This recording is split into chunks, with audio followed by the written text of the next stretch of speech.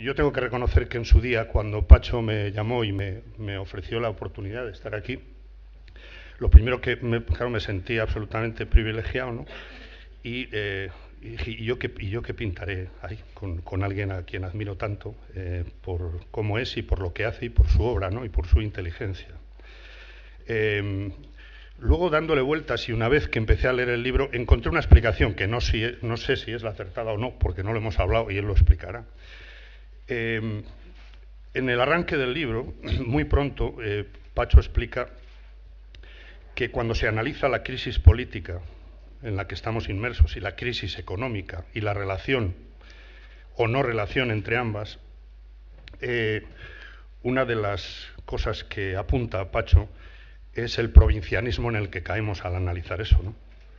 Entonces yo recordé alguna conversación y alguna sobremesa en la que, cuando él estaba escribiendo el libro, yo le comentaba, cada uno tiene sus aficiones, sus hobbies, sus lecturas preferidas y tal, y uno tiene la manía de leer mucho sobre las dos primeras décadas del siglo anterior, del 98 al 23 y por ahí, ¿no? Toda la caída de la Restauración, el bipartidismo, el caciquismo, la fragmentación política, la corrupción, el dominio de las élites. Y alguna vez Pacho me ha escuchado decir, bueno, es que esto no tiene arreglo, es que este país es lo que es, somos como somos, y estamos repitiendo una vez más algunos de los grandes defectos que tenemos, ¿no? Esta cosa yo sé que es como 98ista, como, bueno, provinciana, como explica Pacho, es provinciana, es una lectura, es una visión provinciana de esto, porque si se analizan los datos, que como siempre hace Pacho Sánchez Cuenca en lo que escribe, los datos que utiliza, los estudios que maneja, etcétera, etcétera, pues él va demostrando que es un error hacer ese análisis, aunque yo tengo mis pegas en eso y creo que no es incompatible del todo un análisis y otro. Pero uno de los elementos que caracterizan el libro es demostrar que no somos una isla y que lo que ocurre aquí no es diferente de lo que ha ocurrido en otras democracias, y la crisis a la que asistimos tiene orígenes comunes. Y no puede estar la causa de esta crisis en la diferencia, cuando hay muchos elementos comunes que por lo tanto nos llevan a una misma conclusión, ¿no? La primera pregunta ya me han pillado, no tengo respuesta sobre si las reacciones a la corrupción son muy distintas en otros países de nuestro entorno. Lo que sí es verdad es que los países de nuestro entorno tienen niveles similares de corrupción. Históricamente Italia ha estado mucho peor que España, eso ha sido así de siempre, y seguimos mal los cuatro países del sur, es decir, Grecia, Italia, España y Portugal, pero también Irlanda. En Irlanda, con la burbuja inmobiliaria, también ha tenido escándalos graves de corrupción y de colusión entre poder financiero y poder político, que se ha traducido en importantes abusos de poder. Ahora, ¿qué país tiene mejor reacción? Esto ya no me atrevo a decirlo porque no lo he estudiado, no tengo datos al respecto. En España ha dimitido mucha gente, lo que pasa es que tendrían que haber dimitido más, pero dimisiones ha habido muchas, y más en algunos periodos que en otros. Y luego yo no sé si se podría hacer algún tipo de estudio sobre si dimiten más los cargos de un partido que los del otro, de los dos grandes partidos. Esto yo no lo sé, no sé si habrá expertos aquí en la sala que conozcan la respuesta. Ahora, sí me gustaría decir algo más general sobre la corrupción. Yo creo que la preocupación por la corrupción, que es perfectamente legítima y que es un motivo, vamos, que es un indicador de mal funcionamiento del sistema político, ha dado pie a lecturas a veces un poco sesgadas de la crisis económica, que hacen que pensemos que el problema o la causa en la crisis económica está en el mal funcionamiento de nuestras instituciones, y esto yo creo que es dudoso. Entonces, la tendencia dominante, yo creo, en el debate que tenemos en España sobre la crisis política es pensar que la raíz de los problemas, del cual la corrupción es un síntoma o una manifestación, la raíz de los problemas está en nuestro sistema institucional, ya sea en la transición, porque ahí pues se hicieron concesiones o se hicieron cesiones que no se debían haber hecho, como piensa mucha gente desde la izquierda, ya sea en el sistema electoral, que fue una de las principales reivindicaciones del 15M, que decía que una de sus principales, vamos, quizá la primera reivindicación que cristalizaron de forma sistemática fue la reforma del sistema electoral, y luego está también la legión de gente que dice que tenemos un problema de Estado por el sistema autonómico. Y eso, pues, UPyD, José María Aznar, Fernando Savater, son muchos los que dicen que el origen de la crisis está en los problemas de falta de cohesión territorial dentro del Estado español. A mí todo esto me parece que no tiene mucho que ver con la crisis económica. Más bien creo que no tiene nada que ver, porque tanto la crisis económica que estamos padeciendo como sus implicaciones en la política se observan igualmente en Portugal, en Italia, en Grecia y con algunos matices distintos en Irlanda, y sin embargo tienen trayectorias históricas y trayectorias institucionales muy distintas a la nuestra. Y por eso hacía mención antes Jesús a esta crítica que hago de cierto provincianismo, de pensar que los problemas que tenemos en España ahora proceden de nuestro pasado y no proceden de una situación más global, en la cual, por supuesto, hay muchas responsabilidades también desde el punto de vista nacional. Es decir, esto no es una cuestión de eximir ni a los políticos, ni a los economistas, ni a los banqueros, ni a los constructores de su responsabilidad en la crisis. Pero si hacemos un diagnóstico serio y riguroso de la crisis, no podemos pensar que los problemas están en nuestra transición, en el sistema electoral, en el sistema autonómico o en los problemas de corrupción que desgraciadamente tenemos. Hay puntos en común entre los países del sur con trayectorias institucionales muy distintos, y esos puntos en común no tienen que ver con esas variables de las que estábamos hablando antes, que son más domésticas o más nacionales. Y ahí es donde abro un punto de debate o incluso de polémica con gran parte de lo que se ha publicado en estos años sobre la crisis política, que a mi juicio está demasiado centrado en nuestro propio país y no sube la vista para ver que hay fenómenos muy parecidos en otros países de nuestro entorno. Hola, buenos días, bienvenidos todos, muchas gracias. También estoy encantado que me hayan invitado a estar aquí, aunque me han obligado a leer un libro, que es una actividad que siempre me cuesta mucho trabajo. Aprovecho para recomendar el mío, que es mucho mejor, pero bien. Me he leído los dos. Yo era partidario de preguntarle cosas y que hablara el autor, porque claro, nosotros aquí somos los presentadores, pero visto lo que va diciendo, pues ya me gustaría intervenir un poco. Sí, de alguna manera siempre el desconsuelo en la gente ve cómo se administra la corrupción. El problema no es que exista o no, o que sea un mal endémico, o que el español, por esta cultura de zoco que tenemos, está muy acostumbrado a convivir, aceptar la pequeña mentira y a no transigir con la gran mentira, a aceptar el pequeño hurto, el pequeño delito que realmente no hace un gran daño a terceros, pero también lo integra y coexiste con el gran delito para el que pide que la justicia intervenga de forma contundente. Todo esto coexiste en nuestra mente y tal vez sea un caldo de cultivo que desde el Lazarillo de Tormonsaví se ha aceptado la picaresca como un arte y bien, no se persigue del mismo modo y no tiene el mismo sentido la palabra que en otros países anglosajones, donde una persona miente y ya nunca más. Cosa que existía antes en el medio rural, cuando las instituciones no llegaban hasta la gente y la palabra era el notario. O sea, se daban un apretón de manos y se vendía una finca y no se volvía a hablar del tema. Y alguien que mentía era el mentiroso y el hijo era el del mentiroso y el nieto y el tataranieto. ¿Quién es? Paco, el del mentiroso. Punto, no había más. Porque era el único sistema de protección que tenían para poder convivir, ¿no? No había notario, no había autoridad, no había guardia civil, no había nada. Esto ha cambiado, claro, esto nos hace un poquito... La corrupción puede que sea un mal endémico, pero desde luego la administración de la corrupción es completamente distinta a otros países. Está el tope. En Suecia no ha habido históricamente un solo caso de corrupción, que es una cosa que a mí me parece mentira. Pero no sé por qué algo habrá habido. Pero bueno, ya me sirve ese ejemplo. No existe un caso histórico computado. Para nosotros es delirante. Pero sí que existe. Hace poco han cesado un alto cargo porque un amigo le invitó a comer y la comida costó 60 euros entre los dos. Ostras, entre eso y lo que vivimos aquí hay un margen amplísimo. Y desde luego es impensable en cualquier país civilizado que el 80% de los diputados, como ocurre en el Parlamento Valenciano, firmen un escrito para pedir el indulto de un compañero, no porque crean que es inocente, que aquí yo me sumo. O sea, uno puede tener fe en la inocencia de un compañero hasta que se demuestre lo contrario, por supuesto. Pero es que está condenado y saben que ha robado. Y lo que están pidiendo es impunidad para el robo. Pero lo piden desde las instituciones. Quieren institucionalizar la impunidad para la corrupción. Y esto a mí sí me alarma.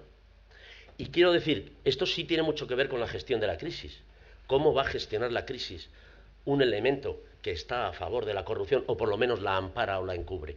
Pues de una manera diferente, y en cualquier caso no parece que está muy por la labor de procurar el bienestar de los ciudadanos. Aquí efectivamente tú decías eso, y yo te entiendo. Lo que quiere decir es la crisis, cuando uno asoma el periscopio y saca de los Pirineos, dice la crisis está en todos los lados. Luego la corrupción, la mala transición, o supuestamente una transición incompleta, y la descentralización del Estado puede que no sean las causas de la crisis. Pero lo que pasa es que cada país, en función de su idiosincrasia, supongo yo, administra la crisis de una manera. ¿Y no crees tú que estos factores que tenemos aquí, de alguna manera, de que el que manda, y esto es una cosa también muy nuestra, intenta imponerse en todos los poderes? Bueno, quiero decir, hay grados.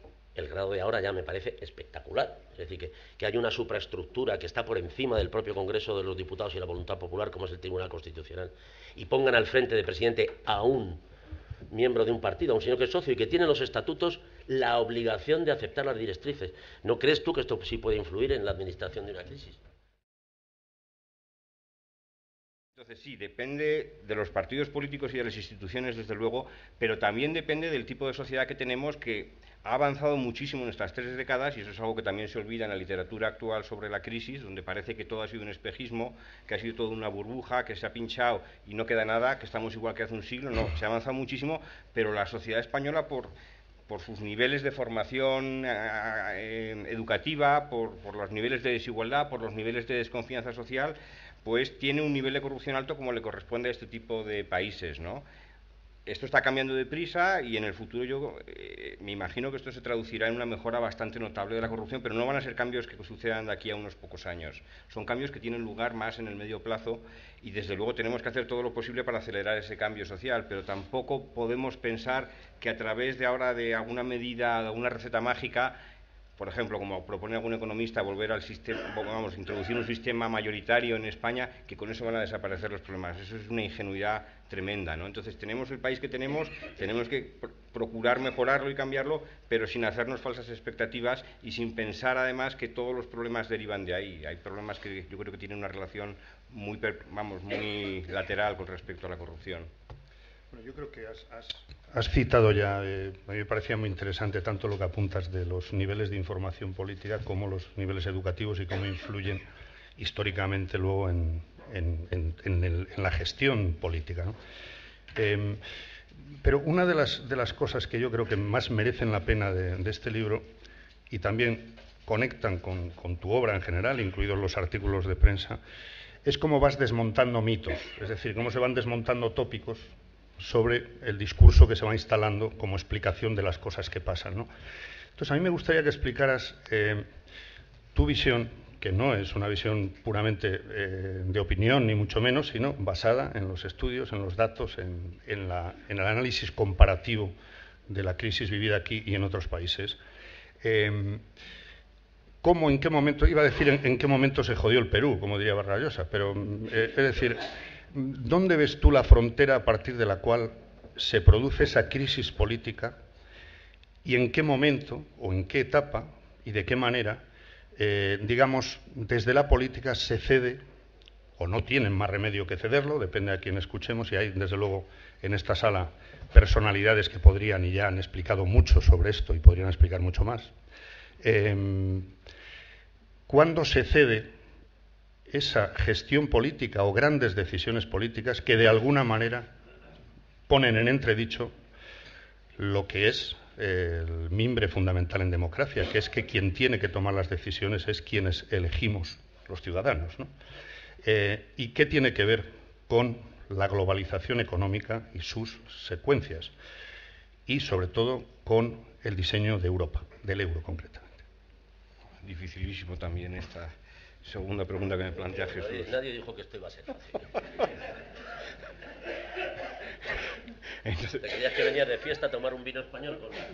No, yo me creí que ellos iban a hablar, yo me creí que vosotros ibais a hablar primero y yo tenía la última palabra y luego me explayaba. Y ahora estoy aquí en un interrogatorio. ¿Te sabes tu libro?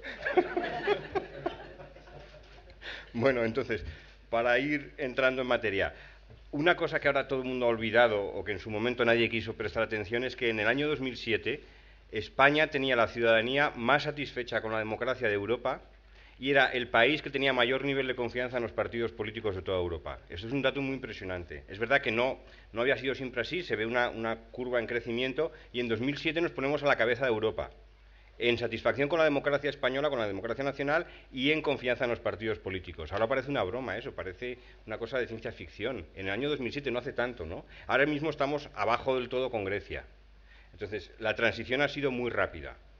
Es decir, la crisis política se ha manifestado de forma brutal una vez que comienza la crisis económica, eso está claro, ¿no? Y yo creo que eso se puede ver a tres niveles. Se puede ver primero que los malos resultados económicos son tan desastrosos que hace que mucha gente se harte o se sienta al margen del sistema político, que si con tasas de paro por encima del 25% es lógico que mucha gente pierda la confianza en el sistema político y pierda la esperanza. Entonces hay un efecto directo que va de la crisis económica a la crisis política. Luego hay un efecto indirecto, que es más complicado de establecer, que tiene que ver con la percepción muy amplia por parte de grandes segmentos de la ciudadanía de que la gestión de la crisis económica es injusta, es decir, que no todos hacen el mismo sacrificio.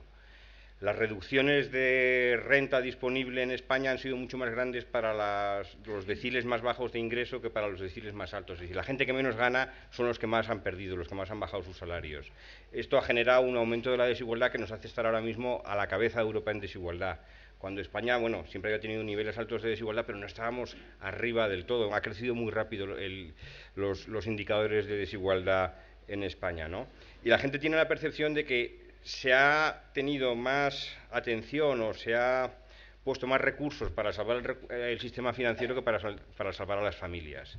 Entonces a los bancos se les ha dado créditos blandos por parte del Banco Central Europeo, ha habido inyecciones de capital, en fin, ha habido recapitalización en el caso de las cajas quebradas, etcétera, etcétera, y no ha habido una ley de quiebra o no ha habido unas ayudas para las familias en quiebra. Ahora mismo, la semana pasada, han comenzado ya las primeras reformas legales para salvar a las empresas grandes sobreendeudadas, con reformas del sistema concursal español, para que puedan tener quitas de su deuda, pero las familias han quedado expuestas al vendaval de la crisis y han recibido insuficiente protección. La manifestación más clara es la de los desahucios, donde 7 años o 6 años después del comienzo de la crisis aún no se ha resuelto el problema. Entonces, hay una percepción muy grande de injusticia o de parcialidad en los esfuerzos que ha hecho los gobiernos, el Estado, en resolver la crisis, que tiene también consecuencias sobre el sistema político. Y hay un tercer nivel de influencia entre la crisis económica y la crisis política, que es lo que llamo la impotencia democrática. Y ahí es donde